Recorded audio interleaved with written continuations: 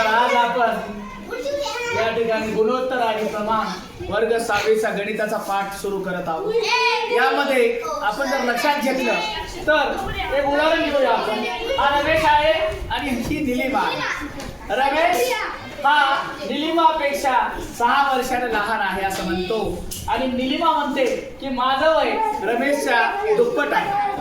म्हणून याचं जर गुणोत्तर आणि प्रमाण जर असं जर आपल्याला काढायचं असेल तर आपण या ठिकाणी अशा पद्धतीने देऊ शकतो. याचं प्रमाण आहे 2:1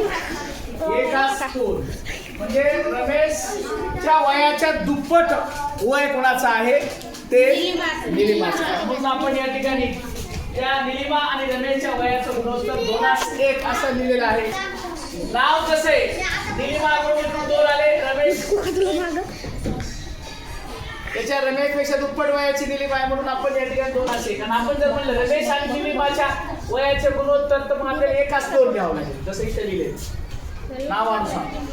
आणि गुणोत्तर आणि प्रमाणाचं चिन्ह हे असं आहे. याचं लेखन 2 असं आपण करतो. सर्वांना हा लक्षात आलेला असेल तर आपण एक उदाहरण घेऊया. समजा मुली एका वर्गामध्ये मुली 3 आणि मुलं 12 आहेत.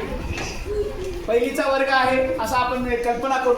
या पहिलीच्या वर्गामध्ये मुली 3 आहेत आणि मुलं 12 आहेत. असं या वर्गाचा टोटल पट किती आहे 15. तर या वर्गामध्ये प्रमाण किती आहे तर आपल्याला याचं उत्तर काय काढावं लागेल.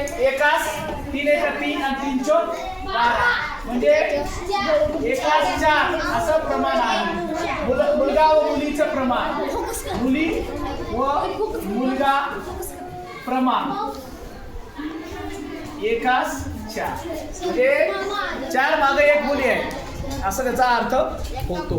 किंवा एका